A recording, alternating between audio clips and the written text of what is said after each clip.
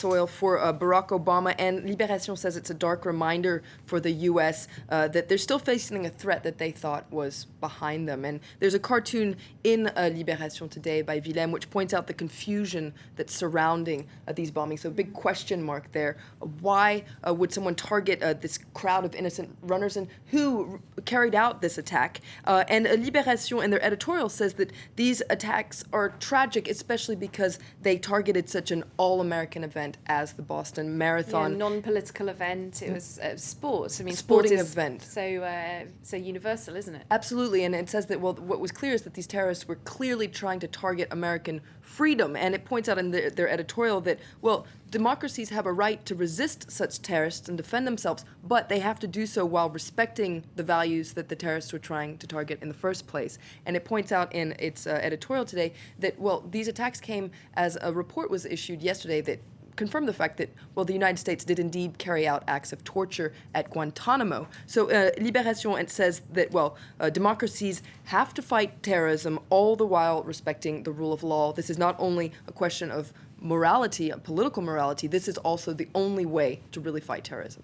Although we ought to point out that, as you said, we don't know who was behind this attack. We don't know if they were interested in Guantanamo, 9/11, or they might have had completely different agenda altogether. So lots of different question marks do still remain, of course. Le Figaro, and the right-leaning newspaper, it's pointing out that this isn't the first time a sporting event has been targeted. That's right. Le Figaro says that sporting events are, in fact, a prime target for terrorists. Back in 1972, there were, in Munich, Israeli athletes were taken hostage by Palestinian groups. And also, the Olympic Games in Atlanta were targeted in 1996. And more recently, in 2010, Togo's football team was targeted as it was headed to the Africa Cup of Nations. So Le Figaro wonders, why is that? Well, first of all, sporting events are very symbolic, as you were saying, but also they're very much in the spotlight. There are lots of journalists and media that are covering these events, so it gives terrorists a lot of exposure. And also, sporting events are very hard to secure, especially an open event like a marathon. And Slate, actually, an article today, points out that securing a marathon, well, it's just not possible. It's an open event, 42 kilometers long.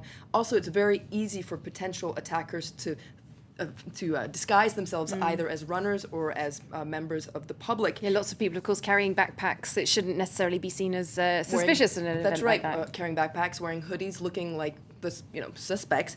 L'Equipe, the sports daily, also says that it's impossible to have zero risk at such a sporting event. Even in closed events, like in a stadium, it's hard for security personnel to secure these areas. And there's some questions that people in London are thinking about as they look forward to the London Marathon at the weekend. Now, the Boston Marathon bombing was also a top trending topic on the internet, but not always with the best intentions. That's right. This is a really interesting article in the Huffington Post, which points out how people on Facebook, Twitter, YouTube, etc., very quickly tried to profit from the Boston bombings. For instance, the idea was to, try to get as much people following them as possible. For instance, there was a lot of confusion at first about just who the victims were, and very quickly on Twitter we saw photos coming up of little kids because there was news that maybe there was a child who was a victim, but these were actually fake postings. Also, on YouTube, people renamed videos of them playing the guitar, etc., Boston bombing, to get more clicks. And finally, people very quickly started taking to eBay to sell souvenirs, if you can call them that, of the Boston bombing, whether it was medals or even just bits of paper or whatever that they'd picked up off the ground.